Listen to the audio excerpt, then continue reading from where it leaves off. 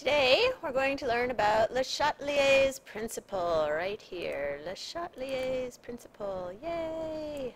Section 15.4. And Le Chatelier's principle basically says if you put a stress on a system at equilibrium, the system will respond by removing that stress.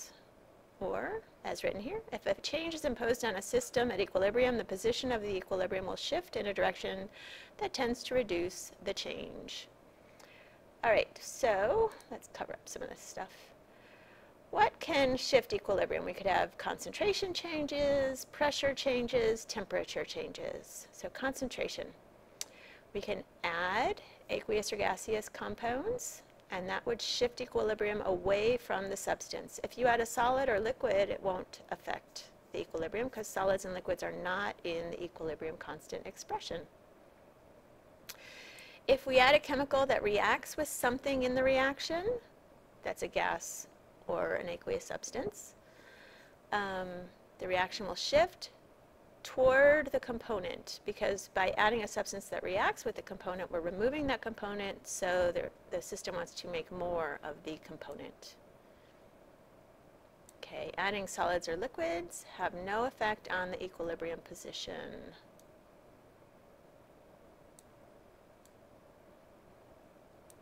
And if we change the concentration of a reactant or product, this does not affect K. It does change Q. Remember the reaction quotient? Those are the products over reactants at whatever condition you are at. So Q is affected, but the reaction shifts just to get back to K, the equilibrium constant. All right, now pressure.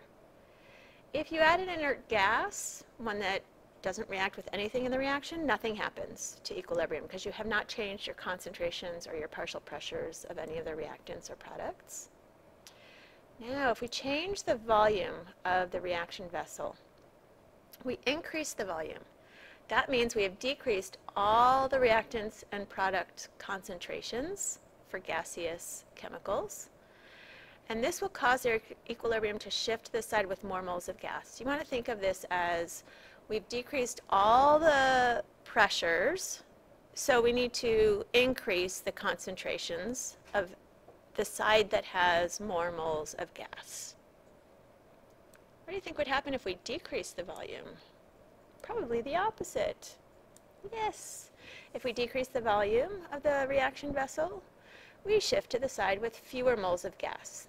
That's because when we decrease the volume, right here, we have increased all the concentrations, so now we need to decrease the total moles of gas. So you go to the side with fewer moles of gas. And again, if you change the volume to change pressure, or if you add different things that affect the total pressure, has no effect on K. Q changes, but we just get back to K. Temperature. So first we need to know if the reaction is endo or exothermic, and that tells us if heat is a reactant or a product. And here we go. When you heat a reaction, we shift to get rid of heat. If you cool a reaction, we shift to make heat. So it depends which side the heat is on, tells us whether we will move left or right. All right, this is the one instance where heating up or cooling down the system does not change Q, but the reaction responds. If we didn't change Q, but the reaction responds, that means we changed K. So temperature is the only thing that affects K.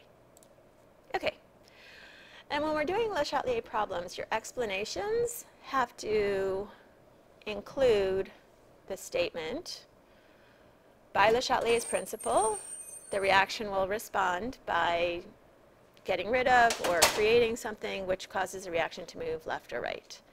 You can also discuss how Q is changed and then how the system will respond to get back to K. And now we're going to do some problems. So now we'll do some problems. We have a chart here. We'll start simple, just a chart. And then later you'll want to think about this chart when you answer questions. Okay, let's see if the pens are working properly. They are.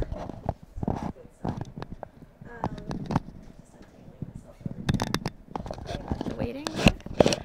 Okay, so we have this reaction right here. It's exothermic.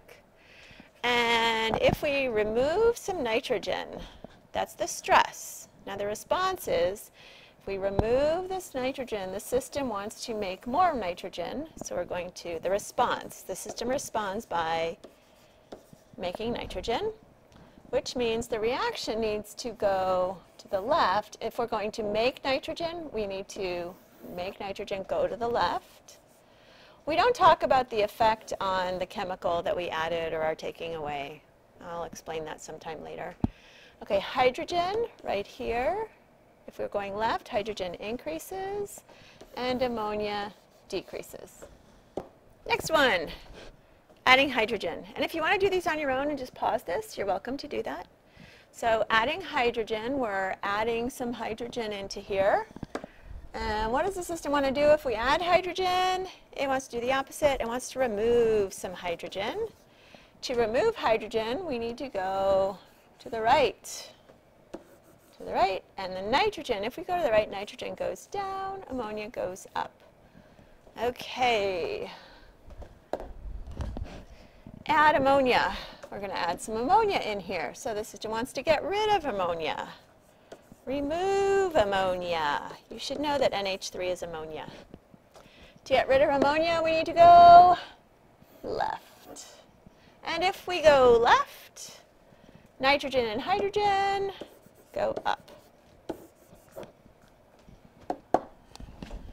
All right. Oh, increasing the volume of the container. So we have a system that's in equilibrium. It's in a container and certain volume, and now we increase the volume. If we increase the volume, all of the constituents have a decrease in concentration. However, we now want to, if we increase the volume, we want to go to the side with more or less moles of gas. We made all the concentrations go down, so we need to increase our total moles of gas. We go to the side with more gas moles. Okay, this has 1 and 3, 4 on the left, 2 on the right. We want to go to the side with more moles of gas, so we will go left.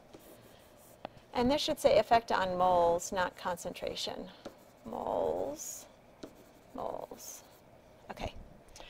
H2, number of moles of H2 will go up, and the moles of N2 will go up. If we heat the system wants to get hotter or colder. It wants to remove heat.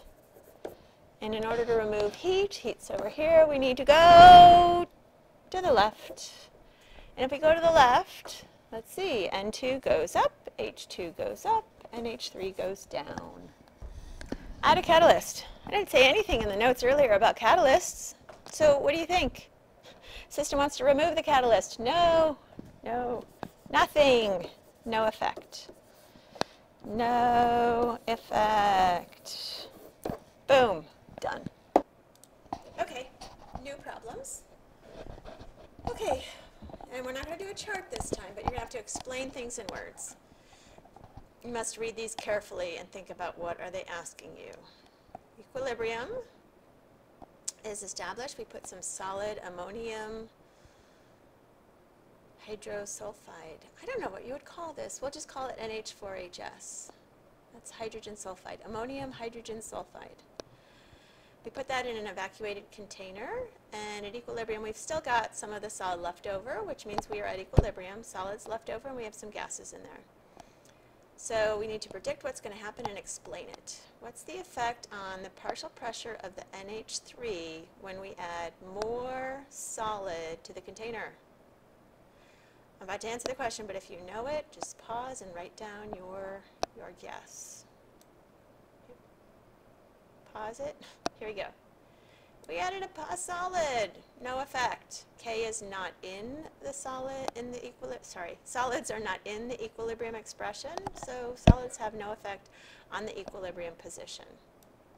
So the pressure of NH3 doesn't change. Okay, effect on the equilibrium partial pressure of NH3, so effect on this, when we add H2S.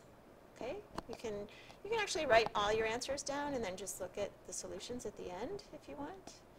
Okay, if we add H2S, the system wants to get rid of H2S, so we need to go to the left, which will make the NH3 partial pressure decrease. Okay.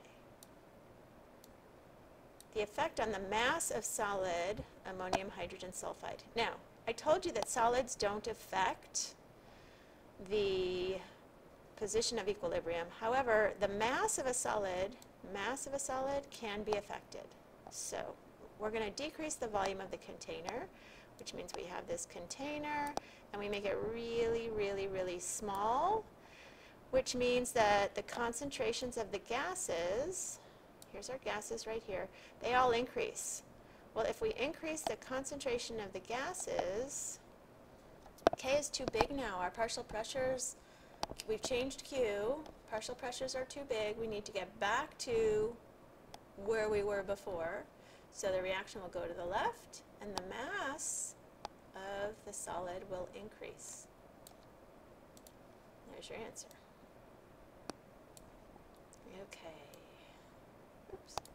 The effect on the mass of solid NH4HS when we increase the temperature. Again, we're talking about the effect on the mass. So the mass of the solid can change, even though adding more solid won't change your position of equilibrium. I know I've repeated that a few times. Obviously, that's an important concept.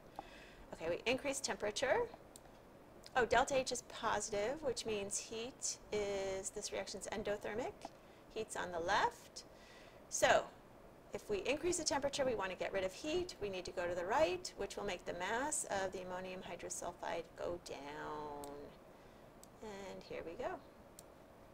There's your answer.